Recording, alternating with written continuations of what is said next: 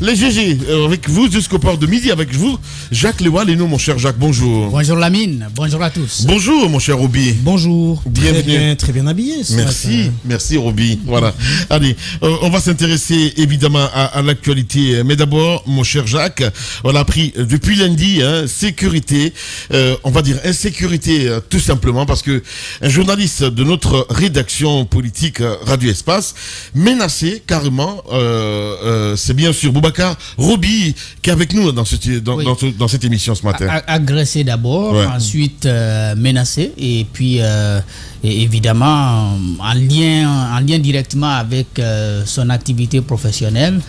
Il va lui-même prendre la parole et puis revenir un peu sur les détails. Ça semble quand même un peu inquiétant de savoir qu'on peut faire un travail et puis pour cela vous faire des inimitiés parfois dans le noir. Et ça, c'est assez compliqué, parce que si c'est un reproche qu'on vous fait pour ce que vous avez fait, on peut de manière très officielle vous interpeller ou alors vous poursuivre devant les structures appropriées. Mais lorsque on envoie des gens anonymes vous attaquer, je crois que ça pose quand même des questions, et des questions réelles sur le respect de notre métier. Justement, Boubakari, il est avec nous dans cette émission ce matin. Bonjour Roby, l'autre Roby de la rédaction. Roby Junior. Roby Junior. Bienvenue mon cher Boubacar. Très fier en tout cas de t'avoir dans cette émission ce matin. Tu vas essayer de nous relater les faits. Qu'est-ce qui s'est passé exactement, Boubacar? Alors, ce qui s'est passé, c'est vraiment étonnant et désolant. C'est le lundi dernier, quand j'ai fini mon boulot vers 15h50, je suis descendu ici. J'ai emprunté un taxi pour aller à Sangoa et puis continuer chez moi à la maison. Alors, quand on a dépassé le rond-point de Sangoa, et également Sangoa, là on appelle première porte, c'est entre première, je crois, et troisième porte. Et il y avait une RAV4 derrière nous et qui a cogné le taxi dans lequel moi j'étais. Alors, évidemment, vous savez, quand un tel incident arrive, les passagers aussi descendent pour savoir qu'est-ce qui se passe. C'est ainsi, nous sommes descendus avec le chauffeur, bien entendu, qui est venu vers le chauffeur de la RAV4 pour demander pourquoi vous m'avez cogné, qu'est-ce qui se passe, et puis vous n'êtes même pas descendu. Parce que quand la RAV4 a cogné notre taxi, c'est que et le chauffeur de la RAV4 et les deux personnes qui étaient à bord ne sont pas descendus. Donc, et tous, ils sont restés dans la voiture. Alors, c'est ainsi, quand nous sommes descendus, ils ont commencé à échanger. Et puis aussi, il y a le monsieur qui était assis devant, donc côté escroc, il est venu vers moi en me disant, donne-moi ton sac. J'avais moi mon sac en main. J'ai dit, pourquoi je vais te donner mon sac? Il dit, donne-moi ton sac. J'ai dit, non, je ne te donne pas mon sac parce que je sais que j'ai mon matériel de travail dedans. Entre-temps, il y avait un monsieur qui était assis derrière la RAV4. Lui, il est venu vers moi encore, il est descendu de la voiture. Il dit, d'ailleurs, c'est toi qui pars à la télé et tu déballes des dossiers d'enquête. Le dossier sur lequel tu as parlé une partie de ce dossier, tu arrêtes. J'ai dit, tu parles de quel dossier? C'est ainsi, son ami qui est venu envers moi en première position m'a donné un coup. Alors, le temps pour lui de répondre, je ne sais pas s'il avait répondu lequel des dossiers ou pas, mais en tout cas, je n'ai pas entendu. Et on s'est donné des coups. Entre-temps, les passagers qui étaient avec moi se sont interposés. Vous voyez? Parce que pour les passagers, ils ne savaient pas de quoi il s'agit. Pour eux, c'est suite à l'accident. On se bagarrait à cause de ça. Je vois. Vous voyez? Donc, les passagers sont interposés entre-temps. Et moi, je ne sais pas si c'est un chasseur d'Okoya ou un truc. En tout cas, j'ai piétiné un truc. Et du coup, mon pied a glissé. Quand mon pied a glissé, après, je suis tombé. Mais en tenant bien mon sac, parce que je sais, s'il partait avec mon sac, c'était pas bon. J'ai des éléments d'information dedans. Donc, il fallait coûte que coûte protéger mon sac. Donc, je suis tombé avec ma main pour ne pas que l'ordinateur se casse sur le goudron. Et puis, c'est ce qui a fait que mon bras, là, j'ai eu une petite entorse. Et entre-temps, quand les gens sont venus, ils nous ont séparés. Mais ce qui m'a sauvé, certainement, il y avait une sirène qui était de passage, donc un cortège. Quand ils ont entendu le son de la sirène à distance, parce qu'eux, ils étaient bien préparés. C'est-à-dire, là où ils nous ont cognés, nous, on est garés à côté, et ils sont garés presque au beau milieu de la route. Donc, c'était de faire vite leur opération, et puis partir très vite. Donc, le chauffeur n'est pas descendu de la RAV4, et puis ils n'ont pas aussi éteint la voiture. Vous voyez? Maintenant, dès qu'ils ont entendu le son de la sirène, après ils m'ont lâché, ils sont précipités pour monter dans la RAV4 et puis partir. Et c'est ainsi, les gens m'ont aidé à me relever, j'ai ouvert mon sac pour voir si rien n'est cassé. Et j'ai constaté que mon ordinateur, heureusement, n'est pas cassé. Et c'est juste mon téléphone qui était cassé, mais je sais que je suis bien entouré, j'aurai un téléphone. C'est vraiment pas une histoire à prendre à la légère, parce évidemment, que non, mais on se souvient. On va continuer là-dessus. Mais d'abord, ce dossier, c'est quoi exactement? Je ne sais pas de quel dossier il parle, mais tout récemment, je sais que j'ai travaillé sur 2 dossiers. Le premier, c'est un dossier qui parle de la santé publique, parce que il s'agit de la SEG. Vous savez, dans la préfecture de Koya, notamment entre Fassia, Bentouria et Gomboya, il y a plus de 3000 clients qui sont abonnés à la SEG, qui ne reçoivent pas de l'eau propre à la pompe. Ça fait plusieurs années. Alors, j'ai mené les enquêtes, j'ai pu même avoir les images de la station PK43. C'est la station de production de l'eau au Fassia, qui distribue cette eau impropre à la consommation aux clients. Donc j'ai pu creuser, j'ai eu des images vraiment exclusives sur le terrain, et puis avec des révélations dans les détails lors de l'émission Les Informés où on a diffusé ça. Et je sais derrière, après, qu'est-ce que cela a donné? On a eu assez de retours, et je sais que cela a dérangé beaucoup de gens. Vous voyez, je ne dirais pas le travail de la SEG, mais cela a dérangé en tout cas beaucoup de gens qui n'étaient pas d'accord. Au plus haut niveau peut-être. Plus haut niveau, certainement. Alors le deuxième dossier, c'était un dossier qui concerne, il y a 2 jeunes dames qui se sont battues il y a de cela, disons maintenant 1 mois. Mais 3 semaines après leur bagarre, l'autre a perdu la vie. C'est-à-dire c'est une sœur et sa belle-sœur. Et il se trouve que la belle-sœur, elle était en état de grossesse. Vous voyez? Donc, 3 semaines après, il a eu des complications, il est décédé. On a arrêté celle avec qui elle s'est battue, elle s'appelle Rougui. On l'a déféré au niveau on l'a déposé au niveau du commissariat de la Bellevue. Alors, dans les discussions, la famille est venue le lendemain pour négocier avec les officiers de la police là-bas, pour obtenir sa libération. En contrepartie, il devrait payer une somme d'argent. Mais le commissaire avait dit, bon, ce qu'on va faire, et puisqu'on sait qu'il y a tout le quartier qui est informé, parce qu'il ne savait même pas que nous on était informés. Il dit que tout le quartier est informé de ce dossier, ce qu'on va faire, attendons 1 semaine après, et puis on va libérer la jeune dame, et puis comme ça vous payez de l'argent. J'ai eu aussi ces dossiers, j'ai fouillé là-dessus, je suis même allé là-bas une fois, et j'ai mené les enquêtes, j'ai déballé cela. Donc là aussi, quand on a déballé le dossier, le lendemain, le commissaire s'est rétracté quand la famille était partie pour récupérer leur fille, pour dire non. Et Espace en a parlé de ce dossier. Je ne peux plus maintenant m'aventurer à le libérer. Il faut que je le transfère au niveau de la maison centrale, sinon j'aurai des problèmes avec ma hiérarchie. Là aussi, alors, le gombo est gâté, donc les gens sont fâchés. Je comprends très bien, Boubacar. Le cas de la SEG, on va toucher la plaie. C'est très important parce que, évidemment, hier nuit, je me suis renseigné un petit peu avant de préparer cette émission. Juste dans ce studio, tu as reçu des coups de fil menaçant à partir, refaire le reportage, tournant en faveur de la SEG. Bien entendu, vous savez, quand Théophile m'a introduit ce jour-là, j'ai planté le décor. Et à travers les images que j'avais reçues et les sons, j'ai pu faire un reportage. Alors, quand on a balancé le reportage, c'est sur le champ, pendant que le reportage passait, mon téléphone sonne. Je sors le téléphone, je vois celui qui m'a appelé, et je dis, Théophile, j'ai reçu un appel de telle personne. Parce que le numéro était enregistré, on se connaît. Et les uns m'ont dit, il faut décrocher, les autres ont dit, non, j'ai dit, attendez, je vais décrocher, écoutez la personne. Après, je suis sorti du studio, j'ai décroché l'appel, et la personne me dit, si vous voulez, je peux expliquer notre conversation. La personne m'a demandé si je connais Mariam Dalanda. Mariam Dalanda, c'est la directrice clientèle de la zone de Conakry, de la SEG. J'ai dit oui, je la connais bien.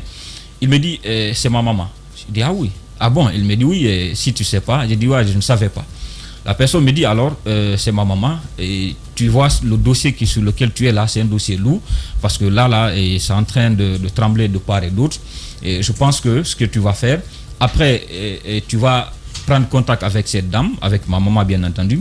Et certainement, la SEG a fait des travaux de nettoyage au niveau de la station PK43 qui sert cette eau-là.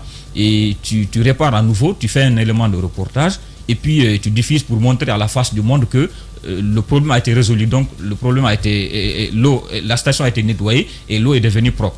J'ai dit, il n'y a pas de problème. Si tel est le cas, moi j'ai décanté, j'ai dit même ça au téléphone au responsable de la SEG avec qui j'ai échangé, parce que pour un début, il pensait que moi j'étais là en train de les diffamer.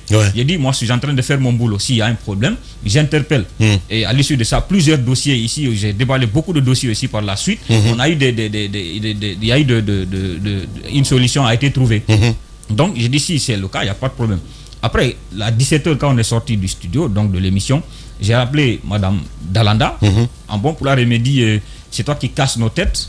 Je dis non, je ne casse pas vos têtes, je suis en train juste de vous caresser, les têtes donc, et puis vous amener ou certainement à vous rappeler ce que vous devez faire, parce que je comprends peut-être que c'est une négligence ou bien vous n'êtes pas informé comme vous m'avez dit auparavant. Les grandes gueules. C'est une façon de vous envoyer Oui. et de vous inviter à faire ce que vous devez faire. Elle me dit, j'ai dit, votre fils m'a appelé, donc tel m'a appelé, votre fils. Il m'a dit de vous contacter à nouveau afin de repartir sur le terrain. Apparemment, vous avez nettoyé la station, donc l'eau est devenue propre, et puis faire un reportage. J'ai dit, il n'y a pas de problème, si c'est le cas. Et donc, moi, je suis partant. Après, elle dit, ok, il n'y a pas de souci. Ce qu'on va faire, je vais prendre contact avec la direction générale de la SEG, et puis te revenir après. Donc, ça, c'était le 11 janvier 2023. Là. Ouais. Donc, depuis lors, personne ne m'a rappelé, je n'ai pas rappelé, et moi, j'ai continué mon boulot. Bien. Voilà le récit donc de Boubacar Roby avec nous dans cette émission ce matin. Je disais que c'est pas une situation à prendre à la légère, parce que pas plus tard que la semaine dernière, je crois que c'était dimanche ou lundi, vous avez suivi l'actualité au Cameroun avec justement l'assassinat de ce journaliste Martinez Zogo, je crois. La situation des journalistes à travers le monde est très critique. Les journalistes sans frontières a un rapport là-dessus. Je pense qu'il faut vraiment alerter les autorités sur le cas spécifique de Roby Junior, parce que les menaces, pareil, c'est vrai qu'il parle de 2 dossiers. Lequel des dossiers est mis en cause, ça serait difficile à savoir. Mais s'il a déjà reçu... Il y a une interaction, mon cher Roby, du côté de la présidence de la République, à intimer le journaliste à aller faire un autre reportage. Ah oui, là c'est grave. C'est grave, oui. Voilà. Absolument, c'est grave. Non seulement c'est s'immiscer dans son métier, c'est la volonté de l'influencer, et finalement, derrière, on sent qu'il y a des menaces qui peuvent aller jusqu'où, on n'en sait rien, au point de le suivre, au point de l'en vouloir. Vous avez vu le scénario? Peut-être c'est un enlèvement, ça ne sert rien du tout. Oui, mais ça pouvait être un enlèvement, on pouvait l'enlever. Voilà. S'il n'était pas dans un taxi, s'il n'y avait pas des gens autour, s'il était dans un moyen de circulation personnelle, je parie qu'on l'aurait enlevé ce jour-là, parce que les positions qu'il est en train de décrire avec le véhicule en plein dans la rue, encore allumé, etc., on sent très bien que c'était un rapt qui était organisé. Et ça aurait donné quoi? Je pense qu'aujourd'hui c'est très grave ce qui se passe. Ce dossier doit être suivi et des enquêtes doivent être menées. Malheureusement, il n'a pas eu le temps de lire la plaque du véhicule. Ça aurait été un indice important pour la suite des enquêtes. Mais à mon avis, c'est très grave ce qu'il décrit. C'est très très grave. Allez-y, Mohamed Mara, bonjour. Bonjour Lamine, bonjour à tous. Voilà. Bonjour mon cher Tamba. Bonjour Lamine. Je vois tes babas. Bonjour à tous. Oui, absolument, parce que... il y a de quoi. Il y a des... De quoi avoir peur. Vous savez, la liberté de la presse, c'est une longue histoire. Il y a eu des gens qui se sont battus. Certains ont perdu la vie.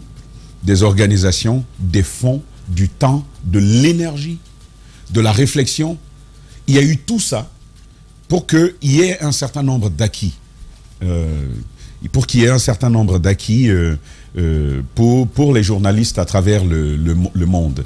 Roby fait bien d'évoquer le cas de ce journaliste camerounais.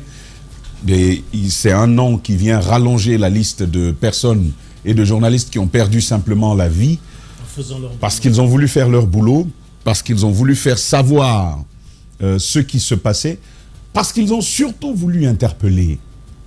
C'est ça la beauté de ce travail qu'il est en train de faire. Interpeller. L'eau n'est pas propre. Les grandes gueules. La station de production n'est pas propre. C'est l'eau qui arrive au robinet est totalement insalubre. C'est une alerte. Est-ce que la menace vient de là?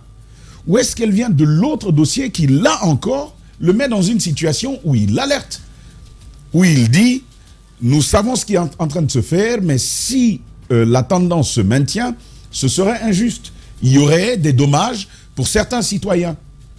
C'est même bien, parce que plus tard, vous entendez cet officier dire « Ah, Espace en a parlé, moi je ne reviens plus dessus. C'est bien, mais il faut prendre très au sérieux, dans le contexte actuel, il faut prendre très au sérieux ce type de menace. Moi, je veux bien, parce que la SEG, quand même, on a quelques connaissances. Je connais Aboubacar, on le connaît tous. ça m'étonnerait. On va d'ailleurs diffuser ces images à la télévision. Du côté de la régie, si vous êtes prêts. Allez-y, mon cher Samba. Ça m'étonnerait justement. Déjà, c'est une chose que je peux affirmer par... en tout cas, théoriquement, c'est impossible dans mon entendement que ça puisse venir de lui. C'est quelqu'un de très flexible. Le pouvoir en fout, hein, mon cher. Mais non, mais je sais de quoi je parle. Hein. Mais là, déjà, on peut peut-être lui poser la question. Est-ce que la tendance pour toi aujourd'hui, ce serait de dire la menace viendrait vraisemblablement de la SEG, de ce dossier-là et de ces appels que tu as reçus, mon cher Obi? Bon, je ne saurais le dire parce que je m'abstiens à accuser un innocent. Mais ce que je peux dire dans ça, si ce n'est pas l'un, c'est l'autre. Donc, ce sont les deux dossiers. Ça peut être un autre dossier, peut-être que vous avez déjà évoqué et qui n'est toujours pas terminé. Mais moi, c'est par expérience que... C'est de la folie. Je vous dis ça. Voilà, on regarde les images à l'instant, hein, voilà, à la télé. Voilà. Ça, c'est un véritable sujet. Vous vous rappelez, il y a eu plusieurs mois avant même le CNRD. Et ensuite, avec l'avènement du CNRD, par exemple, chez moi, ça venait. Et je faisais souvent des photos de ça que je mettais sur... Non, mais la couleur, déjà, Jacques. Oui. Il y avait un moment où la couleur était proche. Par exemple, chez moi, à la maison, la couleur était proche de ça. Bien. Et par exemple, sur Facebook, j'ai longtemps affiché ce type d'image. Et c'est bien ce qu'il est en train de faire, ça interpelle. Et c'est pourquoi je pose quand même cette autre question. Est-ce que vous savez, est-ce que vous avez pu, par exemple, avoir le directeur général de la SEG lui-même, Aboubacar Camara, autour de ce sujet-là? Parce qu'au-delà de la question de la menace sur lui, voici un vrai sujet, hein. Oui. Ça, c'est un véritable sujet. Est-ce que, par exemple, sur ça, vous avez pu avoir Aboubacar Camara? Bien entendu. Vous savez, j'ai commencé à travailler sur ce dossier il y a de cela maintenant 3 mois. Au début, au mois de novembre, d'abord, je l'avais contacté, mais il ne prenait pas mes appels. Mais je ne me suis pas pressé, parce que je sais que je n'avais pas fini de réunir tous les éléments sur le terrain. C'est après avoir fini de faire toute la collecte, après je l'ai recontacté à nouveau.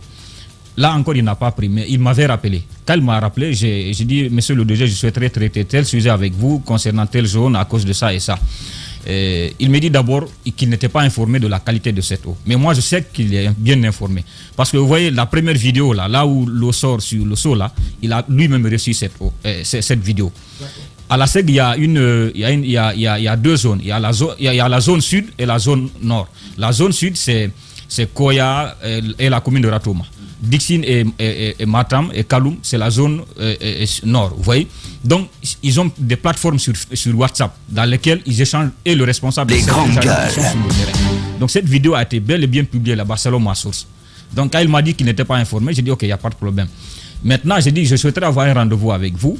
Et comme ça, vous allez vous prononcer là-dessus. Il dit, je vais envoyer une équipe sur le terrain. Et comme ça, moi-même, je vais me renseigner très bien. Et puis, comme ça, tu viens jeudi. C'était un lundi. J'ai dit d'accord. Mais il me dit le mercredi de lui rappeler pour encore réitérer le programme. Le mercredi, je lui ai rappelé. On a échangé. Bon, le mercredi d'abord, quand je lui ai rappelé, 2 fois, il n'a pas pris. Il a raccroché. Il m'a envoyé un message, genre qu'il voyage pour Bokeh et puis avec le ministre. Donc, j'ai dit OK, patientons jusqu'à la semaine prochaine. Lundi arrive maintenant. Je l'avais encore appelé. Il n'a pas pris. Il m'a coupé, je lui ai écrit un message, j'ai dit, certainement vous êtes occupé DG, mais veuillez me revenir une fois que vous serez libre, vers les 15h. Ouais. À 17h, il me revient avec un message pour me dire, et si moi je peux lui demander un lundi étant DG de la SEG.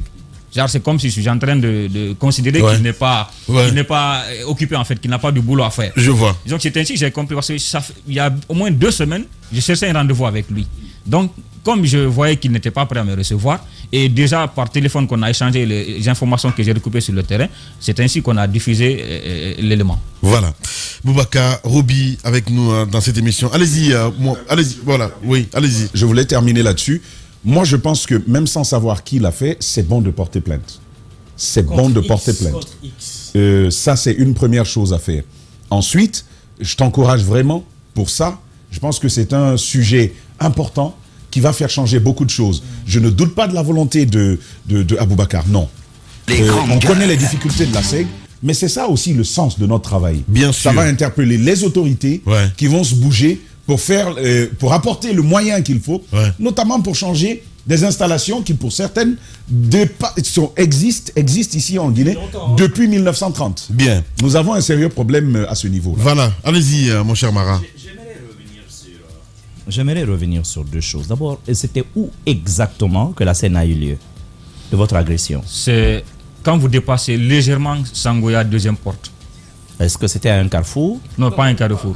Ok, non, je voulais m'assurer qu'il y avait bel et bien une caméra. Un peu devant, il y a un carrefour, je crois, mais qui n'est pas utilisable parce qu'il y a des travaux. Non, je voulais m'assurer qu'il y avait bel et bien une caméra dans cette zone.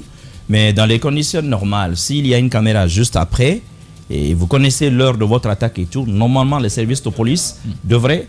Oui, parce qu'on n'en parle pas assez, hein, mais il y a des caméras aujourd'hui. Il y a des caméras partout. Il y a des caméras aujourd'hui partout, à tous les carrefours. Tous les grands carrefours, il y a des caméras. En réalité, on peut vous montrer des images de ces 10 minutes-là qui vous permettront d'identifier au moins le véhicule. Ils ont les moyens pour ça aujourd'hui.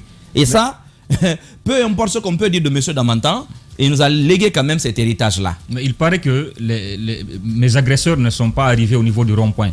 Parce que quand je me suis relevé, j'ai demandé les passagers qui m'ont assisté, est-ce qu'ils sont arrivés au rond-point? Parce que moi-même j'ai eu ce réflexe-là sur le terrain. Ils m'ont dit, vous savez, bien avant la station, il y a un étage derrière. Donc avant cet étage, il y a un petit carrefour qui rentre à droite. Celui-là, il est opérationnel actuellement. Donc il parait qu'ils se sont... vous avez forcément dépassé un dernier carrefour où il y a une caméra avant d'arriver. Bon, ça c'était juste une curiosité pour moi. Mais ce que j'ai envie de dire, Lamine, c'est pas souvent qu'on parle des agressions dont les journalistes sont victimes, des pressions de tout genre. Et je trouve que parfois, nous nous faisons du tort à nous-mêmes. Parce que notre premier réflexe, surtout ceux qui ont quand même mis du temps dans la profession, c'est de dire je ne vais pas céder à la pression. En parlant à la radio, c'est comme si je faisais preuve de frilosité. Mais vous voyez, ce n'est pas pour vous que vous le faites. Je pense que c'est pour d'autres journalistes également. Parfois, moins bien protégés. Pour vous-même aussi. Pour vous-même d'abord. Non, vous pouvez vous dire, je n'ai pas peur, je ne veux pas paraître frileux. Mais n'oubliez pas qu'au-delà de vous, il y en a d'autres qui sont plus jeunes ou qui sont moins bien protégés que vous. Je pense que parfois, il faut avoir le cran de dénoncer ces choses-là. Les sujets, on est habitué. Je ne sais pas s'il y a quelqu'un dans ce studio qui n'a pas connu pareil mes aventures, même si nous en parlons très peu. C'est notre quotidien.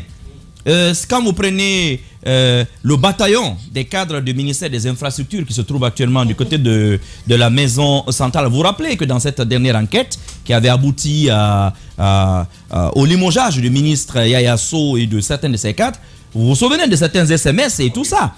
Lamine, quelqu'un est allé jusqu'à me dire dans un SMS qu'ils savent où tu te trouves au Canada.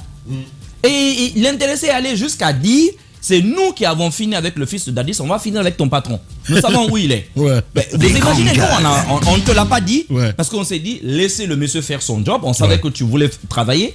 Nous, on a dit ok, plus vous montez les enchères et plus vous allez voir que nous, ça nous glisse sur la peau. C'est vrai que parfois avec les réseaux et certaines choses, mais les filatures, voilà un autre phénomène. Et les filatures ont changé, ils ont changé de méthode. Les grandes gueules. Toc-toc, c'est quoi? Vous savez, avant, c'est le même véhicule qui vous filait jusqu'à ce que parfois vous vous rendiez compte. Aujourd'hui, c'est pas ça. On aligne 4-5 véhicules sur votre tronçon. On sait, ils savent à peu près comment vous fonctionnez. Et à chaque carrefour, un autre véhicule prend le relais. Donc, parfois, il vous est difficile même à vous-même de savoir qui vous suit. Et ça se passe même à travers les réseaux sociaux. On vous envoie parfois un fichier. Vous êtes curieux, vous aimez ouvrir tous les liens qu'on vous envoie. Parfois, c'est des liens avec des histoires de cadeaux, des trucs comme ça. Et puis voilà, on s'introduit et à partir de là, on peut vous... Il y a pas mal de méthodes. Et d'autres utilisent la famille aussi. D'accord, vous êtes sur un sujet, on passe par tous les membres de la famille qu'ils peuvent connaître, histoire de vous mettre la pression. Généralement, quand vous ne cédez pas à cette première étape, on passe à l'intimidation. On peut aller jusqu'aux tentatives d'agression physique ou parfois de vous discréditer. Parfois, ils ont les moyens, ils peuvent inventer des histoires sur vous. Vous entendez l'histoire, vous vous demandez même si c'est de vous qu'on parle. Tout ça arrive, mais il faudrait bien que les gens sachent que vous pouvez tout tuer en réalité dans une société, mais vous ne pouvez pas tuer le journalisme. Tout simplement. Parce que nous avons pu résister sous le goulag, nous avons résisté dans des pays absolument fermés et dans notre corporation, les dévanciers cèdent toujours le flambeau à des jeunes générations qui sont encore plus déterminés. Avant nous, juste, vous aviez les Boubacar Yassine. Avant eux, il y en avait d'autres, Justin Morel. Après nous, il y en aura d'autres. Donc c'est comme cela. C'est une question de passage de témoins. Et voilà, ceux qui se fatiguent ou qui prennent l'âge vont passer le témoin à d'autres. Mais c'est normal. Je veux surtout, Roby, que tu ne cèdes pas à la panique. Bien. On va interpeller la HAC, hein, mon cher Marin, parce que c'est la moindre des choses, évidemment. Allez-y. Mais moi, je propose que... puisqu'on a un pôle d'enquête, on a des enquêteurs aguerris sur pas mal de choses, qu'on s'intéresse alors à ce secteur. En commençant d'abord par la part de la SEC dans le BND de 2022-2023, qu'on sache comment cela a été utilisé. Qu'on aille sur les projets initiés et en cours, qu'on voit le niveau d'exécution et qu'est-ce qu'on a fait des financements.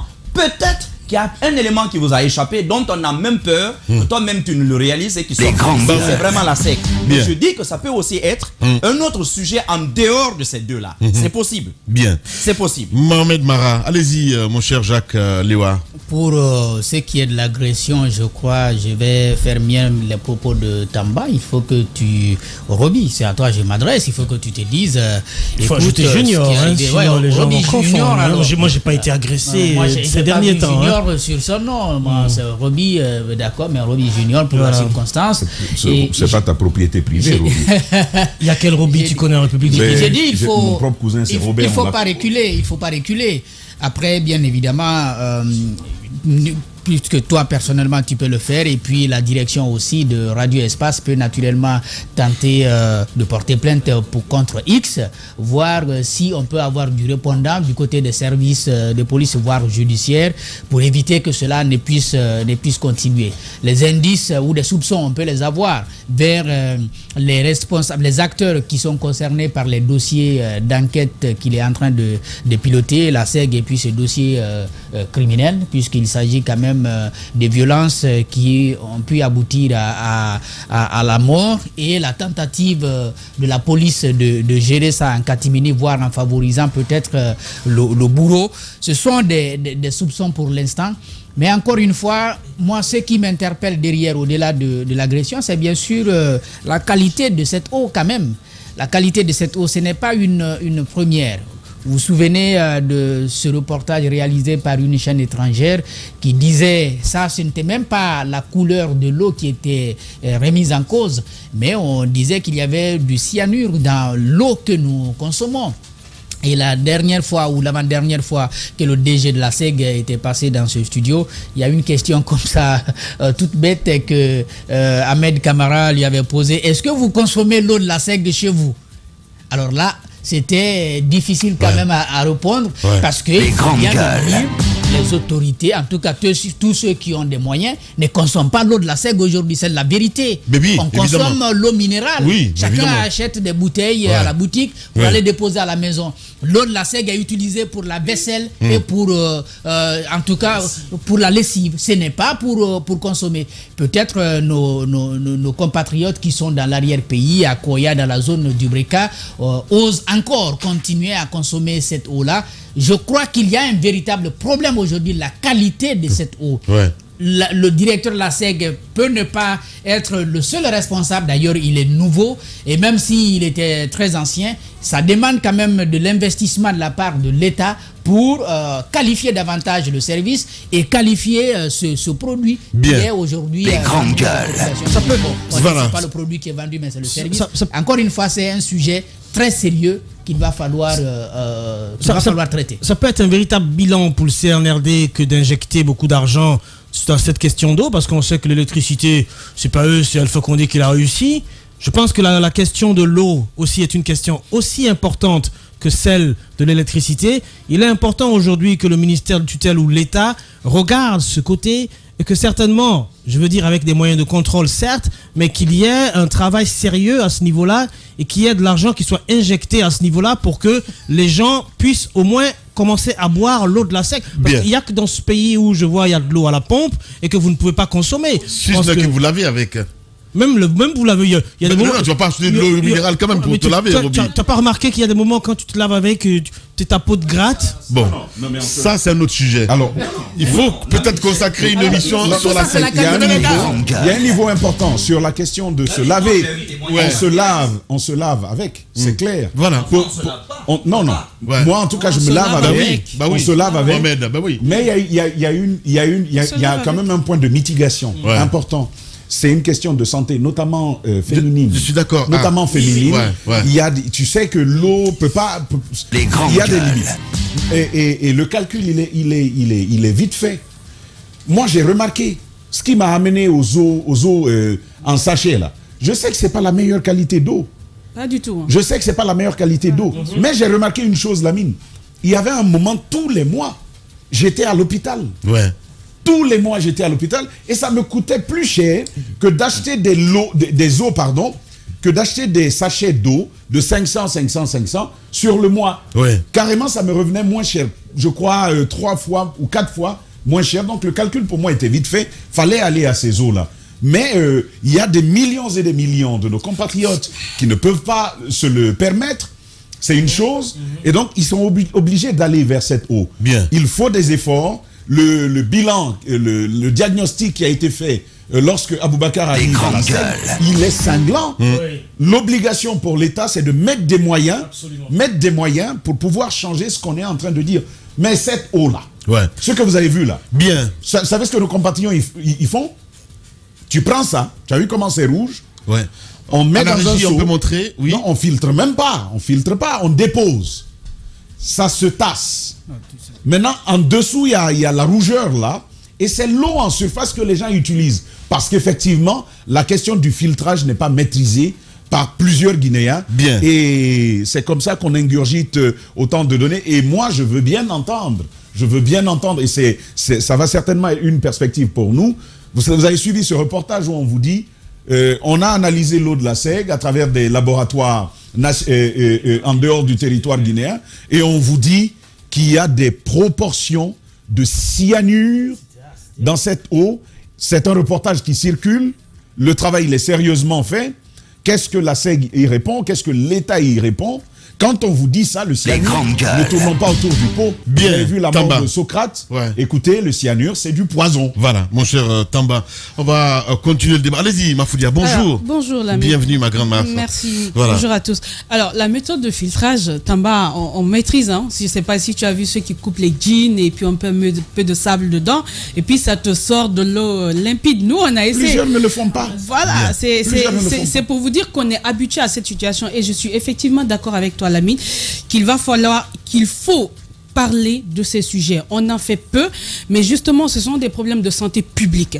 Parce que si certains ont des moyens de pouvoir acheter de l'eau minérale, d'autres n'en ont pas. On fait avec. Et d'autres, ce sont les forages, la solution. Et les forages, là aussi, c'est encore terrible, hein? Dans quelles conditions? Donc, ce qui veut dire qu'on est carrément exposé. Il faut du temps pour aborder ces sujets. Et c'est vrai que même lorsqu'on voudra aborder, il est encore difficile en Guinée que les gens se prêtent aux questions. Surtout les agents de l'administration publique. Parce que pour beaucoup, aller dans les médias, ça signifie se créer des problèmes. Et c'est pourquoi certains n'aiment même pas quand on parle de certains sujets. Parce que sinon, lorsqu'on évoque de tels sujets, et évidemment, je suis totalement d'accord avec tout ce qu'on dit dans ce studio, qu'il va falloir être prudent parce qu'on ne sait pas si c'est la SEG ou si c'est lié à l'autre dossier ou si c'est un autre dossier en dehors des deux. Je suis totalement d'accord, mais c'est l'occasion de se poser des questions et d'inviter à débattre sur ces questions. La peur, ça existe. Et d'ailleurs, un journaliste qui fait des enquêtes, qui n'est pas inquiété, ça veut dire que ce que vous faites n'a pas encore impacté. Donc, si ça impacte, vous êtes inquiété, ça veut dire que vous avez touché. Il y a des gens qui n'auraient pas voulu que vous parliez d'une certaine chose, et ce sont des choses cachées qui ne sont donc pas bonnes, qui ne sont pas bons à savoir. Donc, en même temps, dire bravo à Roby et rappeler le fait que Aboubacar Roby, voilà. On va laisser le nom de Roby, Aboubacar Barry, c'est lui-même qui fait ça. Alors, c'est qu'il ne faut pas perdre de vue, c'est que tous les jours, c'est un label, hein, ça arrive. Tous les jours, ça arrive aux journalistes. Ça me rappelle le cas de ce journaliste dont la maison a été vandalisée. Je crois à l'époque, il avait diffusé un audio dans lequel on entendait la femme du président de l'UFDG. Sa maison a été vandalisée, il a été obligé d'amener sa femme loin. Il n'avait plus de vie de famille parce qu'il fallait se protéger. Qu'est-ce qu'on a fait pour celui-ci? C'est pour vous dire qu'il y a ces actions qui arrivent ça et là. Ce serait important que la RAC s'invite. Il y a ces sujets dont quand ça arrive à certains journalistes, on ne porte pas peut-être dans les studios, mais il va falloir se poser des questions dessus et peut-être trouver des mécanismes pour protéger, pour en parler, parce que c'est vrai que les autorités, et c'est bien dommage, mais on a l'impression, et ça aussi je fais attention, parce que comme on dit, il y a certains qui tout autour aimeraient faire le sale boulot avant que ça n'arrive au patron, mais justement quand on est dans une transition et qu'on veut faire les choses bien, ce serait important de brandir une seule chose: chacun doit faire son travail, parce que ce qu'on veut, c'est un résultat in fine pour le pays. Voilà. Peut-être il va falloir demander un petit peu à l'usine Topaz, parce que c'est pas loin de ce côté, pour récupérer les images. Certainement. Voilà, on va le dire comme ça. Par exemple. Ouais. Mais le problème, c'est quoi? C'est que la solution palliative que les populations ont voulu trouver à cette histoire de manque d'eau dans les quartiers, c'est bien évidemment creuser des forages, installer des cuves là-haut et y garder de l'eau et y conserver de l'eau. Sauf que le problème des cuves n'a pas résolu le problème de l'insalubrité de l'eau, si ça n'a même pas empiré. Les cuves ne sont pas nettoyées pendant des mois, et donc se développent dans les cuves et dans les eaux que les gens utilisent des larves et des parasites de toutes sortes qui parfois sont cause des maladies cutanées. Ouais. Il aime bien ce sujet. Oui, ils sont cause de maladies cutanées et même parfois des infections chez les femmes. On a vu plusieurs témoignages de femmes dans les hôpitaux qui ne savaient même pas pourquoi à chaque fois les infections étaient récurrentes. Je pense que c'est entre autres choses qui ont concouru, par exemple, au choix de Aboubakar pour aller à la tête de la SEC. Parce qu'il a fait un grand travail dans ce sens, avec sa propre structure. Nettoyer les cuves. En fait, c'est quelqu'un qui s'est intéressé à des sujets que d'autres... L'actuel DG de la SEC, il faut le rappeler. Oui, voilà. Par exemple, c'est l'un des rares qui s'est intéressé à ce qu'on appelle communément la belle ou truc qu'on enverrait. Mais par exemple, il y a une famille, pour chasser justement ces punaises, on a utilisé des insecticides qu'on a achetés. Toute la famille a été décimée. 2 enfants sont morts. Wow. 2 enfants sont morts parce que les familles voulaient se protéger. Ouais. Ce sont des sujets qui passent comme ça, qu'on ne considère pas. Ouais. Et c'est quand même quelqu'un qui a justement la particularité de s'intéresser à tout ceci. Aujourd'hui, à la tête de la SEC, il l'a dit. Il reconnaît tout ce qu'il a trouvé et il nous alerte. Écoutez, la SEC qu'on a trouvée, c'est une SEG qui ne peut pas fournir une eau de qualité. Bien. Il faut de l'investissement. Je pense qu'il l'a dit. Ouais. Maintenant, qu'est-ce qui se passe? C'est pourquoi, comme Tamba, je doute fort qu'il ait quelque chose à voir dans ça. Qu'est-ce qui s'est passé? Ce serait bien, peut-être cette plainte qui sera déposée nous permettra de comprendre qui est coupable et qui a fait. Voilà. Parce que mais pourquoi cette émission du côté de la présidence? C'est ce que je ne comprends pas, justement. C'est ce qu'on va peut-être dire. C'est de bonne guerre. C'est de bonne guerre. Qui tu le dis? Non, mais c'est pas possible. À dire c'est ma mère. Non, mais c'est vraiment un coup bas. C'est trop bas. C'est trop bas. Je suis désolé. Tamba, c'est vraiment un coup bas. Mais attendez, les gars, soyons raisonnables. Si moi je suis à la présidence de la République et que je suis préposé à ce type de choses, et que j'ai un contact avec un journaliste, ne m'en voulez pas de demander un service. Ça, c'est pas un bon service. Ne m'en voulez pas. Ça, c'est pas un bon service. C'est à vous de décider de ce que vous ferez. Ça, c'est à nous, ça. Ça, c'est notre responsabilité. Lui, il fait entendre ce qu'il veut. C'est à nous de décider. Je comprends mieux. Lamine, même cette histoire d'eau de fourrage, il faut faire attention. En réalité, on est tous exposés à Conakry. Si vous avez les moyens, utilisez l'eau de fourrage pour les besoins de nettoyage et tout ça. Et même ça, il faut utiliser du désinfectant. Mais en réalité, si vous avez les moyens, ne buvez pas. Parce que, je vous donne un exemple tout bête. Vous verrez, dans la plupart des concessions où il y a des fourrages, que vous n'avez même pas parfois 10 ou 15 mètres entre le fourrage et la fosse septique. Et les latrines. Et la fosse septique. Oui. Or, vous savez qu'il faut... C'est-à-dire que aucune ça voyage en bas. Aucune. Écoute, je ne voulais pas aller. Voilà. Je pense que les personnes.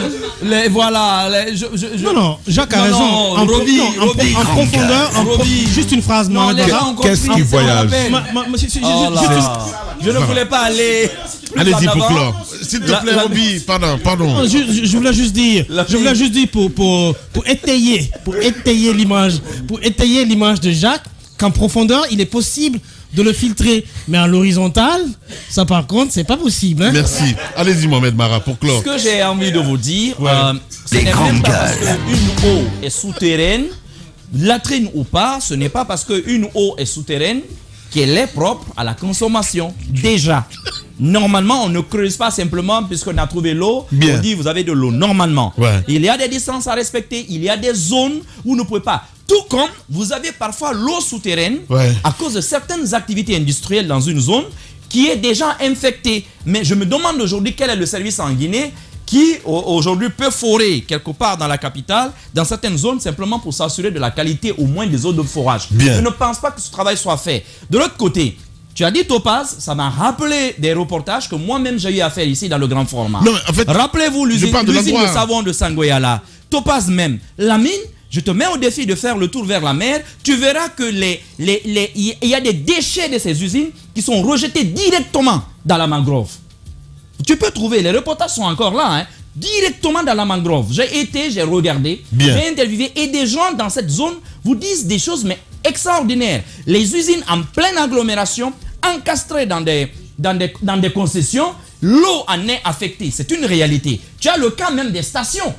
Les stations-service, je ne sais pas si vous avez fait attention à quelques stations-service, parfois le long, en bordure de mer, il y en a ici du côté de Nongo, il y en a dans quelle autre zone, où à une époque donnée, on a pu observer des fuites, puisque le long de la clôture, puisqu'il y avait la mer derrière, on peut avoir carrément de l'huile, de l'hydrocarbure à la surface de l'eau. Alors imaginez ça, si on peut le voir du côté de la mer, qu'est-ce qui se passe avec les eaux de forage de l'autre côté? Il y a de véritables problèmes environnementaux, mais je pense que les Guinéens n'ont pas compris que les plus gros financements en réalité aujourd'hui se trouvent dans ce secteur. Mais l'État, par son incapacité à poser les bons diagnostics, à utiliser les meilleures politiques publiques et à aller dénicher ces fonds, malheureusement nous expose à une mort à petit feu pour les moins nantis. Et ça, c'est dommage. Les maladies cutanées aujourd'hui, allez à la dermato, les maladies cutanées, les maladies hydriques font énormément de mal dans notre pays. Merci beaucoup Mohamed Mara. Allez-y. Je pense que Moussa avait posé la bonne question, Moussa Moïse à l'époque. Il posait la question, mais où vont nos merdes?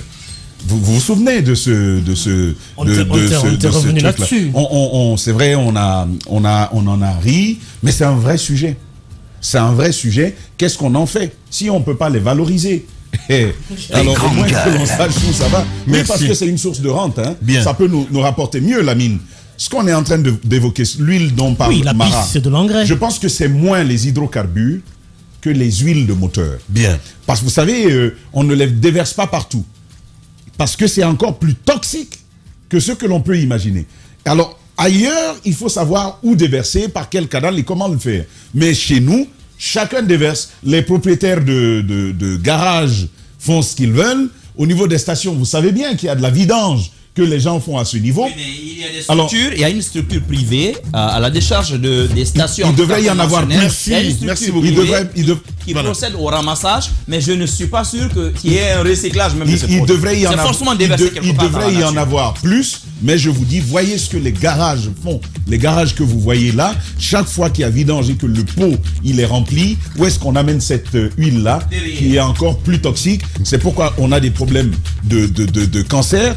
Le cancer avant c'était une histoire bien loin de nous, peut-être défaut de dépistage, mais en plus de l'alimentation aujourd'hui, ces facteurs-là aggravent la situation de cette épidémie dans notre pays. Merci beaucoup mon cher Tamba. Boubacar Roubi, Barry avec nous.